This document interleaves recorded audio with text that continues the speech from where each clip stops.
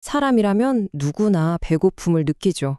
그런데요, 단순히 배를 채우는 음식을 넘어서 우리 영혼의 허기까지 채워줄 수 있는 그런 궁극의 음식이 있다면 어떨까요?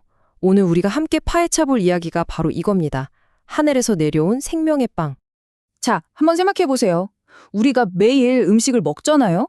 그런데 정말 진짜 만족을 얻고 있나요? 만약에 우리 삶에 이 근본적인 허기를 채워주는 게 사실은 우리 몸을 위한 게 아니라면요? 이건 그냥 잠깐 배부른 그런 차원의 이야기가 아닙니다. 영원한 만족에 대한 이야기죠. 오늘 우리가 함께 걸어갈 길은 이렇습니다. 먼저 하늘에서 내렸다는 그 기적의 빵 이야기부터 시작할 거고요. 그리고 나선 완전히 새로운 종류의 빵을 만나볼 겁니다. 또 그 빵을 먹는다는 게 대체 무슨 뜻인지, 그 안에 어떤 놀라운 약속이 숨어 있는지, 그리고 이 모든 게 어떻게 우리에게 영원한 생명을 주는지 하나씩 차근차근 따라가 보시죠. 자, 모든 이야기의 시작은 아주 척박한 광야입니다. 한번 상상해 보세요.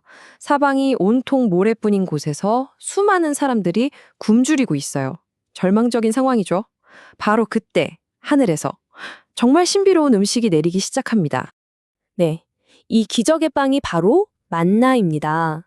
근데 이게 그냥 단순한 식량이 아니었어요. 생각해 보세요. 인간의 힘으로는 아무것도 할 수 없는 그 절망적인 상황에서 신이 직접 우리를 돌보고 있다. 이걸 보여주는 가장 확실한 증거였던 거죠. 매일 아침 눈을 떴는데 생존에 꼭 필요한 양식이 떡하니 주어져 있다. 와, 정말 놀라운 일 아니었을까요? 하지만 말이죠. 이 놀라운 기적에도 아주 분명한 한계가 있었습니다. 만나는 분명 육체의 배고픔은 해결해줬지만 영혼의 허기까지는 채워주지 못했거든요. 결국 만나를 먹었던 그 사람들도 모두 죽음을 피할 수는 없었죠. 그러니까 이건 뭐랄까? 앞으로 나올 어마어마한 본편을 살짝 보여주는 예고편 같았다고 할까요? 진짜 이야기는 이제부터입니다. 그리고 수백 년의 시간이 흐릅니다. 그때 예수가 나타나서 정말 충격적인 선언을 하죠. 너희 조상들이 광야에서 먹었던 그 만나는 진짜 빵이 아니었다. 진짜 생명의 빵은 바로 나다. 와, 여기서부터 이야기는 완전히 새로운 국면으로 접어들게 됩니다. 이 둘의 차이는요, 정말 하늘과 땅 차이입니다. 한번 보세요. 만나는 일시적이고 육체적이었죠? 하지만 예수가 말하는 이 참된 빵은 영원하고 영적인 겁니다. 또 만나는 한 민족의 생존을 위한 거였다면 이 새로운 빵은 세상 전체에 생명을 주기 위한 것이고요. 심지어 공급자도 인간인 모세를 거치는 게 아니라 아버지가 직접 주시는 걸로 바뀌고 그 결과는 단순한 생존을 넘어서 영원한 생명으로 완전히 업그레이드 됩니다. 이건 정말 차원이 다른 약속인 셈이죠. 내가 바로 생명의 빵이다. 이 한마디에 모든 게 다 담겨 있습니다. 이건 그냥 멋진 비유가 아니에요. 인류가 가진 가장 근본적인 갈증, 그 영적인 허기와 목마름을 해결할 수 있는 유일한 존재가 바로 자기 자신이다 라고 말하는 정말 엄청나게 대담한 선언인 거죠. 자, 여기서 당연히 이런 질문이 생기죠. 아니, 생명의 빵을 먹는다뇨? 이게 도대체 무슨 소릴까요? 설마 진짜로 물리적으로 먹는다는 건 아닐 거 아니에요? 네, 바로 그겁니다. 이 질문이야말로 이 가르침의 가장 핵심을 꿰뚫는 열쇠라고 할 수 있죠. 여기서 먹는다는 행위는 바로 믿음에 대한 가장 강력한 은유입니다. 우리가 음식을 먹으면 그 영양분이 우리 몸의 일부가 돼서 우리를 살게 하잖아요. 똑같습니다. 예수를 믿는다는 건 그분의 가르침과 존재 자체를 내 삶의 일부로 완전히 받아들여서 그게 나를 살게 하는 에너지원이 되게 한다는 뜻이에요.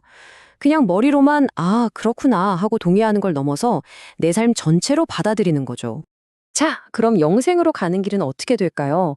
여기 4단계가 있습니다. 첫째, 그가 누구인지 제대로 보는 것, 즉 깨닫는 것에서 시작해요.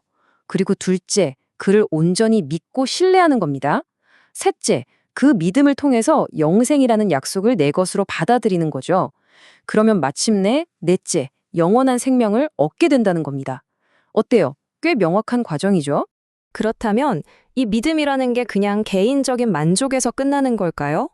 절대 아닙니다. 여기에는 훨씬 더 거대한 그림이 있어요.